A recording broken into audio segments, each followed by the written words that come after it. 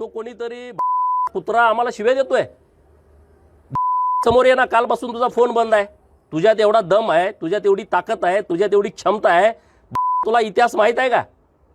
तू आज ज्या पद्धतीनं भाषण करतोय, पोलिसांचे कपडे काढून मारतो, माननीय मुख्यमंत्री देवाभाऊंच्या बद्दल बोलतोयस, आम्हाला आई बहिणीनं शिव्या देतोयस, तुझ्यात हिम्मत आहे पुढे ये। कालपासून फोन स्विच ऑफ करून तू बसलाय।